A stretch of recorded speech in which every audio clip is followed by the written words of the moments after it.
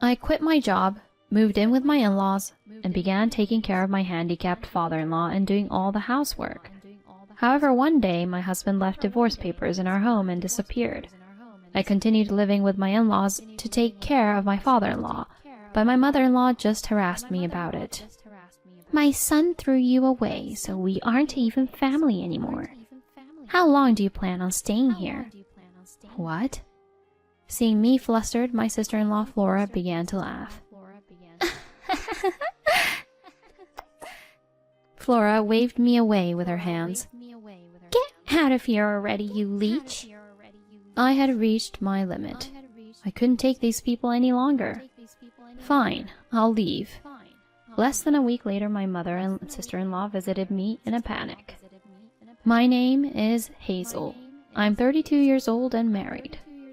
I met my husband Julio through work. He was a young and ambitious department head in one of my job's partner companies. There's a reason he could become department head even though he was only in his early 30s. That's because he worked for the real estate company his father ran.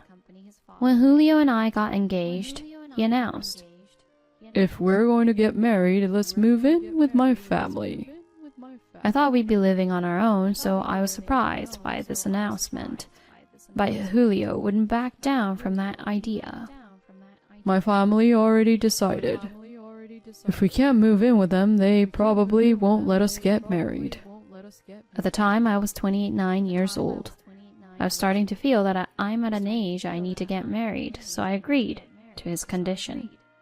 When I met his parents to announce our marriage and that we'd be moving in with them, Julio's father, Brent, looked at me with a worried expression.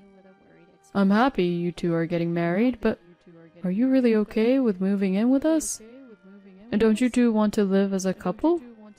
My father-in-law was being considerate of me, but the others shut him up real quick. What are you talking about? Julio is the eldest son, so this is natural.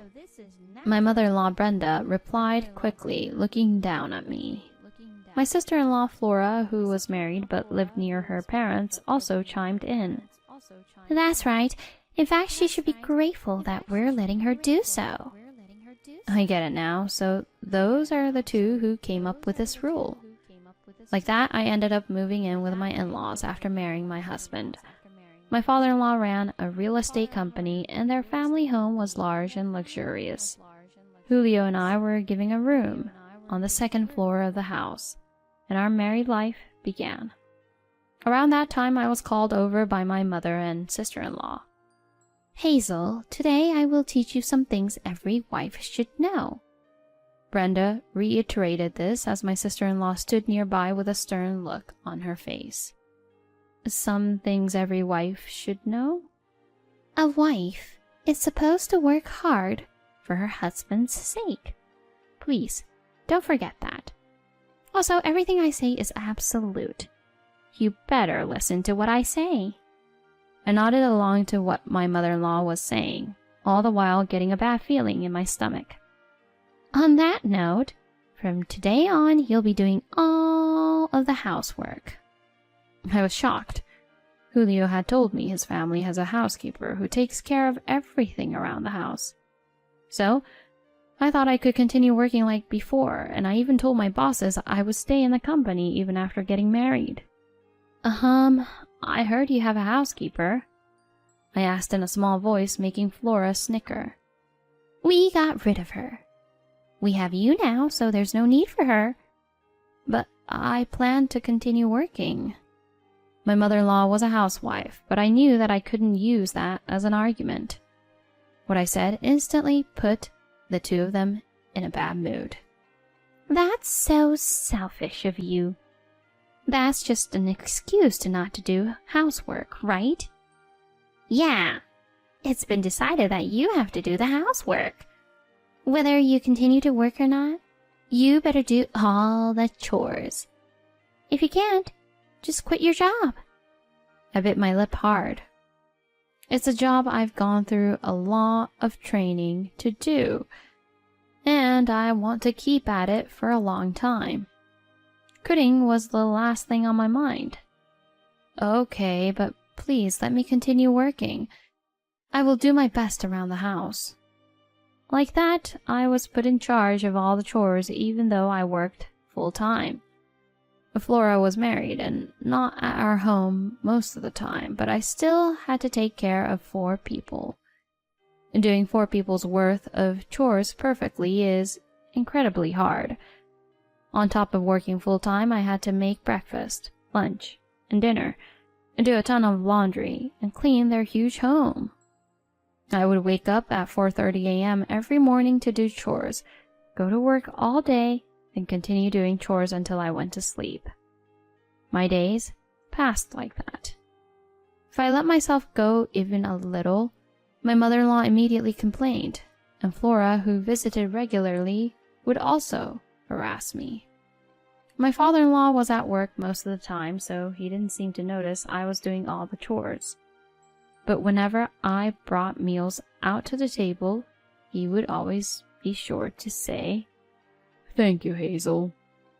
I was able to hold myself back and continue working hard thanks to this kindness. Of course, at some point, I became exhausted and tried discussing this with Julio. "Hey, Julio, it's really hard on me doing all the housework by myself. Can't you help a bit?" Julio looked at me as if he couldn't believe what I was saying. Huh? Why would I? You're the wife, so that's only natural. If you can't manage it, just quit your job. I was desperate. To think even Julio would say something like this, I began to think I had no one on my side. The first 2 years of our marriage passed like that. Then one day we suddenly got news that my father-in-law had collapsed at work. According to the doctor's diagnosis, my father-in-law had a stroke. Although he survived, the doctor said that he would definitely have after effects. Ultimately, he stepped down as a chairman of the board of his company, and Julio was suddenly named president. During that hectic period, we had a family meeting without my father-in-law. My dad is partially paralyzed and has a speech impediment, so he's going to need someone to take care of him. When Julio said that, his mother and sister took deep breaths. But shortly after, they looked at each other and nodded. "Hazel should do it." Hearing them say that so simply, I was shocked. No way, I work full-time and have no idea how to care for someone. "Shut up!" Flora glared at me. "Housework, childcare, and taking care of relatives, that's obviously all the wife's job. You don't even have kids, so the least you can do is this." Her mother continued, "What Flora said is correct. You better take perfect care of my husband. So quit your job." No way. I looked at Julio for help, but he avoided my gaze and said, I leave it to you, Hazel. I want to focus on my job, so don't bother me. At that point, there was nothing I could say.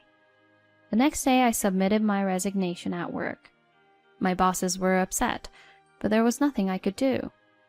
My father-in-law was shocked to find out I was quitting my job to take care of him.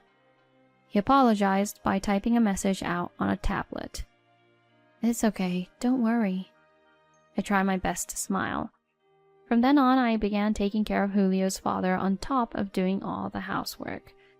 He could take care of himself more than I expected, so it wasn't that much work. He couldn't communicate using his voice, but he'd write out what he wanted to say using a tablet, so that wasn't a big problem. My in-laws were shocked when my father-in-law collapsed, but they didn't seem to have much interest in him after I began taking care of him. They never spoke about him. Naturally, I became closer to my father-in-law than before. He was always considerate of me, which made me want to become a source of strength for him. 6 months later, Julio was busy at work and didn't come home.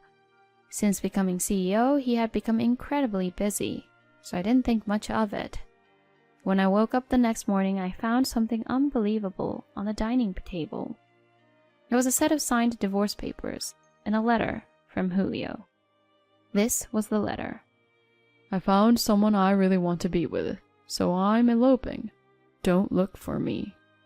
I felt like the sky was falling around me. Seeing how I had frozen in place, My father-in-law worriedly looked at me. When I showed the papers to him, he was also stunned. I later spoke to some people Julio was close with at work, and I found out that since Julio became CEO, he started a relationship with a young woman who worked at a bar near the office. She quit working at the bar the same day Julio disappeared, so the person Julio eloped with was definitely her. On top of that, when he eloped, Julio stole tens of thousands of dollars from the company. No one could get in touch with him. He had completely vanished. My father-in-law started working again, and I did my best to help as I dealt with the shock of what was going on. Julio had left behind divorce papers and eloped. When she found out, my mother-in-law said, "This is all your fault. Julio did this because you wouldn't break up with him." I was at a loss for words when my sister-in-law chimed in. "Well, it's only natural he'd want to be with a cute young woman instead of a decrepit old lady like Hazel. Not that I don't know how Julio feels." Did they really have to blame me for this too? When they left me alone, I began crying silently.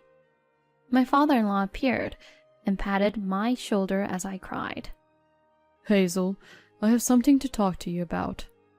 He wrote on the tablet and looked at me seriously. Afterwards, he revealed it. 1 month later, I was still living with my in-laws. I decided to stay because I couldn't leave Brenda and Flora to take care of my father-in-law, and my father-in-law also wanted me to stay, but the two of them didn't seem very happy about it. One day, they stopped me as I was in the middle of doing chores. "Hey, Hazel, how long do you plan on staying here?" "Huh?" "Well, Julio still isn't back, and someone needs to take care of his father." Flora sneered. "Take care of? We can do that much.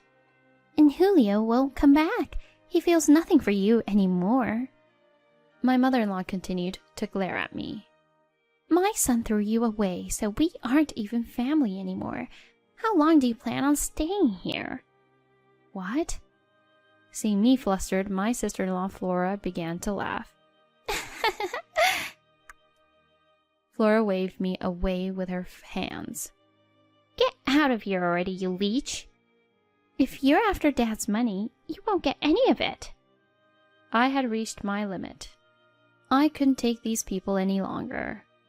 I then noticed my father-in-law, who had appeared in the hallway without me realizing.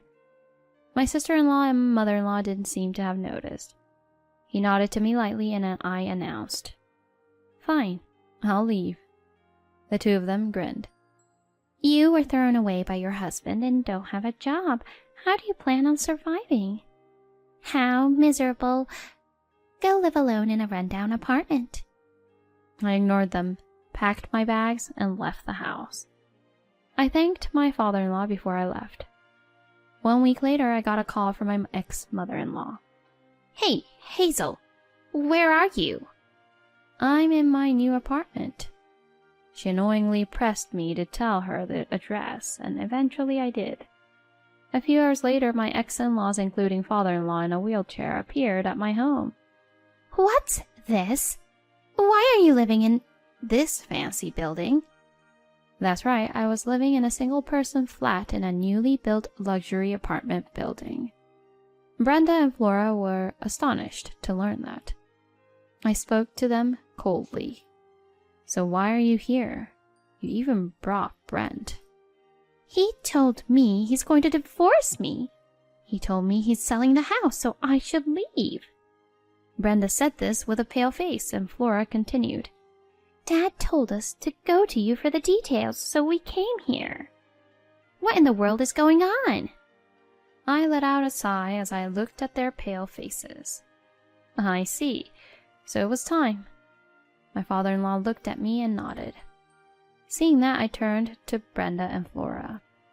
"Brenda, Flora, you took advantage of the fact Brent is an invalid and took money from his bank account without permission, right?" The two turned even more blue-faced than before. "How do you... Dad wasn't supposed to know." "You never took care of him or even cared enough to check up on him." You seemed to think he's no longer mentally present, but he's just as sharp as he used to be. He just can't speak. So he even has clear proof of what you've done. And proof of something else as well. Julio's mother said, "Of something else?"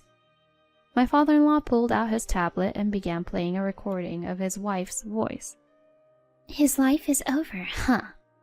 Come on. If it's tough on him, he should say something. Though he can't. Taking care of him is such a hassle. I want his money, so I wish he'd just give it to us already." I couldn't stand hearing that. My ex-mother-in-law's face looked increasingly sick. After discussing things with him, I began recording your conversations. Since you've gone this far, the lawyer said getting a divorce should be easy. "The lawyer?" Per his request, I took Brent to a lawyer's office. He's decided he's definitely going to divorce you. Brenda's knees collapsed beneath her. Flora tried to attack me. "What did you do? We put you in charge of Dad." I calmly replied, "Flora, you're just as guilty. I found out how you used the $30,000 you took from your father's account." Brent thought it was strange that his daughter would take money from him since her husband was wealthy, so we hired a private investigator to look into things. We discovered that she was having an affair with a married man, and that her lover's wife had found out. The money was spent on paying compensation to Flora's lover's wife. Hearing that, Flora began to shake. "You really?" "Yeah, we told your husband too. I'm sure he's looking at all the evidence just about now." Brenda and Flora completely broke down. My father-in-law took out the tablet again, where the following was written. "After finding out what you did to Hazel, I stopped loving you. I'm cutting off ties with you. I'm selling the house, so get out." "Selling the house?" I explained everything. He decided to use the money he gets from the house in addition to his savings to move into a high-class care home. He asked for my help, and I did all the paperwork already. You should leave the house soon. And by the way, he gave me this apartment as an apology and even introduced me to my current job. So I have no issues now. I wonder who of us here is going to be living a lonely life in a rundown apartment.